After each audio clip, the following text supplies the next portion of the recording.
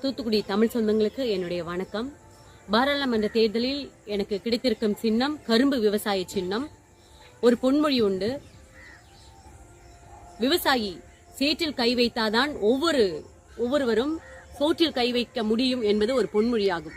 எனவே அழகான சின்னம் நமக்கு ஒன்று கிடைத்திருக்கிறது, கரும்பு விவசாய சின்னம். மக்களாகிய நான் உங்கள் எல்லோரையும் நம்பி நான் இந்த களத்தில் போட்டியிட உள்ளேன்.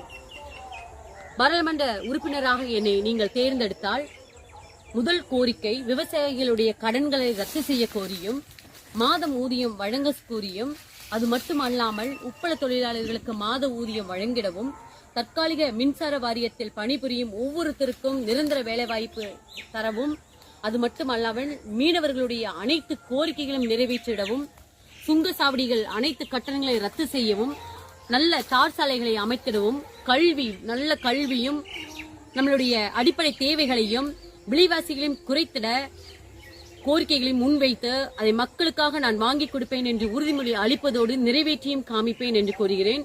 அது மட்டுமல்ல, பாராளுமன்ற தேர்தலில் என்னை வெற்றி பெற செய்தால் என்னுடைய ஊதியம் அனைத்தையும் நான் மக்களுக்காக செலவிடுவேன் என்றும் நான் கூறுகிறேன். வாக்களிக்க வேண்டிய சின்னம் வரிசை எண் 10 ஆர் அருணாதேவி, கரும்பு விவசாய சின்னத்தில் ஒரு முறை வாக்களித்து பாருங்கள். உங்களுடைய வாழ்க்கை கரும்பை போல தித்திக்க என் உயிர் மூச்சு உள்ளவரை நான் பாடுபடுவேன் என்று உறுதிமொழி அளிக்கிறேன். நன்றி, வணக்கம்.